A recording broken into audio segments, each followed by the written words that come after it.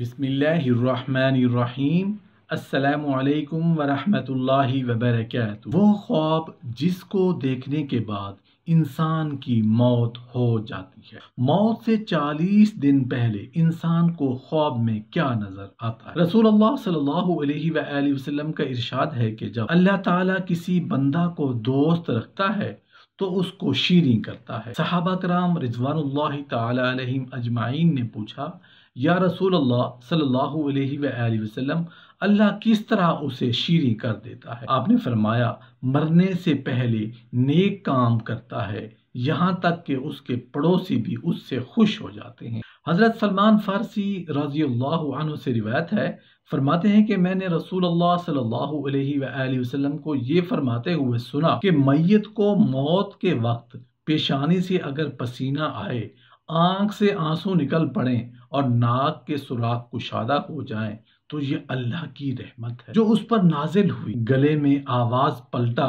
کھائے، جیسے جو اونٹ کا گلا گھونٹنے سے آواز پیدا ہوتی ہے، اور اس کا رنگ بد رنگ ہو جائے اور منہ سے جھاگ نکلے تو یہ اللہ کا عذاب ہے۔ محترم ناظرین، خالق کائنات اللہ رب العزت نے ہر جاندار کے لیے موت کا وقت اور جگہ متعین کر دی ہے، اور موت ایسی شے ہے کہ دنیا کا کوئی بھی شخص، خواہ وہ کافر ہو یا فاجر، موت کو یقینی مانتا ہے، اور اگر کوئی موت پر شک و شبہ کرے تو اسے بے وقوف کی فہرست میں شمار کیا جاتا ہے۔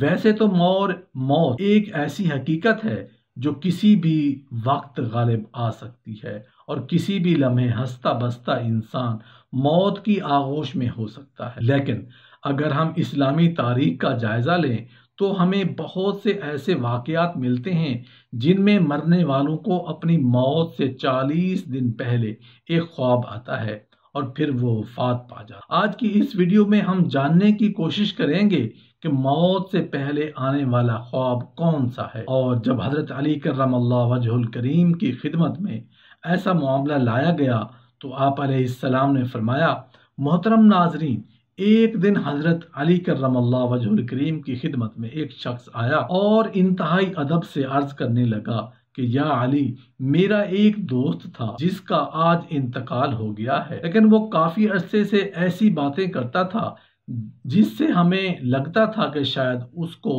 اپنی موت کی قریب ہونے کا علم ہو چکا ہے، لہٰذا آپ بتا دیجئے، کیا موت سے پہلے انسان کو پتہ چل سکتا ہے کہ وہ مرنے والا ہے یا نہیں؟ اس شخص کے سوال پر حضرت علی کرم اللہ وجہ الکریم نے فرمایا کہ اے شخص، یاد رکھنا کہ اللہ نے عالم ملک اور عالم بیاں اور عالم ارواح کے بیچ ہر انسان کے لیے مایہ کل روا رکھا ہے، جو اسے آنے والی مصیبتوں، پریشانیوں اور برے وقت کے بارے میں آگاہ کر دیتا ہے۔ آپ فرماتے ہیں کہ بے شک اللہ اپنے بندوں سے پیار کرتا ہے اور آخری وقت تک اپنے بندے کی توبہ کا منتظر رہتا ہے، لیکن انسان موت کو ختم ہونے کا نام سمجھتے ہیں، لیکن اس میں اصل میں موت انسان کو ایک دوسری زندگی کی طرف لے جانے کا نام ہے۔ آپ رضی اللہ عنہ فرماتے ہیں کہ اللہ اپنے بندوں سے موت کا ڈر ختم کرنے کے لیے الہامی خواب دکھاتا ہے تاکہ مرنے والا انسان موت کو نئی زندگی سمجھے، مرنے سے پہلے اپنی اصلاح میں لگ جائیں اور اپنے آپ کو بہتر بنانے کی کوشش کرے اور اپنے گناہوں کی معافی مانگے۔ جس طرح وہ کبھی کسی سفر کو جاتا ہے تو اس کی تیاری کرتا ہے اور اس کا سامان جمع کرتا ہے، بالکل ویسے ہی برزخ کا سامان بھی جمع کر لے۔ وہ شخص کہنے لگا کہ یا علی، اس خواب میں کیا مناظر نظر آتے ہیں؟ تو حضرت علی کرم اللہ وجہ الکریم نے فرمایا کہ اس خواب میں یہ نظر آتا ہے کہ خواب دیکھنے والا انسان سفر کر رہا ہے جس کا لباس سفید ہوتا ہے، اور اس سفر میں وہ ان لوگوں کے ساتھ موجود ہوتا ہے جن کے ساتھ وہ اکثر سفر کیا کرتا تھا، لیکن اب وہ مر چکے ہیں، اور اس خواب میں مر جانے والے لوگ خواب دیکھنے والے انسان کو کہتے ہیں کہ ان قریب تمہارا سفر ختم ہونے والا ہے اور تم بھی ہمارے پاس آنے والے ہو۔ آپ فرماتے ہیں کہ یہ خواب دیکھنے کے بعد انسان مطمئن ہونے لگتا ہے اور پھر اسے موت سے ڈر نہیں لگتا۔ وہ شخص پھر حضرت علی سے کہنے لگا کہ یا علی، اگر کوئی شخص ایسا خواب دیکھے کہ اسے कैसे मालूम होगा कि ये इल्हामी ख्वाब था या शैतानी। तो हजरत अली करम अल्लाह वजहुल करीम ने फरमाया कि जब भी इस किस्म का ख्वाब देखो और ख्वाब देखने के बाद तुम डरने लगो और परेशान होने लगो तो समझ जाना कि वो ख्वाब शैतानी है। लेकिन अगर ये ख्वाब देखने के बाद तुम मुतमईन होने लगो, तुम्हें मौत से प्यार होने लगे, तो समझ जाना कि ये ख्वाब रहमानी है। अल्लाह ताला ने अर्श के नीचे एक दरख्त पैदा किया है, उसके पत्ते तमाम खलाइक की गिनती के बराबर है। उसका नाम शजरतुल मुंतहा है। जब किसी बंदा की उम्र खत्म हो जाती है और 40 दिन बाकी रह जाते हैं तो हजरत इसराइल अलैहिस्सलाम के सामने उसका एक पत्ता गिरता है, उस पर उस बंदा का नाम लिखा होता है। उस वक्त से तमाम फरिश्ते उसको मुर्दा कहते हैं और वो दुनिया में 40 दिन तक जिंदा रहता है। जब 40 दिन पूरे हो जाते हैं तो मलकुल मौत उसके पास आता है और उसके सामने बैठता है। उस वक्त मरीज अपनी बीमारी की तकलीफ में रहता है। जब मलकुल मौत को देखता है तो घबरा कर पूछता है, तुम कौन शख्स हो और तुम्हारा क्या इरादा है? वो कहता है कि मैं मलकुल मौत हूँ, तेरी रूह कब्ज करने का मुझको हुक्म हुआ है। ये सुनकर मुंह फेर लेता है और आंखें पथरा जाती हैं। मलकुल मौत कहता है, तू मुझको नहीं पहचानता, मैं वो हूँ कि तेरी औलाद और तेरे माँ बाप की रूह कब्ज की है। आज तेरी रूह कब्ज करूंगा और तू देख लेगा अपनी औलाद और अकारिब को। मैं वो मौत हूँ कि अगर अगले लोगों का फना हो चुका कर चुका हूँ और वो लोग तुझसे ज्यादा मालिक और औलाद और कुव्वत रखते थे, तूने दुनिया को कैसा पाया और उसका हाल कैसा देखा? बंदा कहता है कि मैंने दुनिया को बेवफा और मक्कार पाया।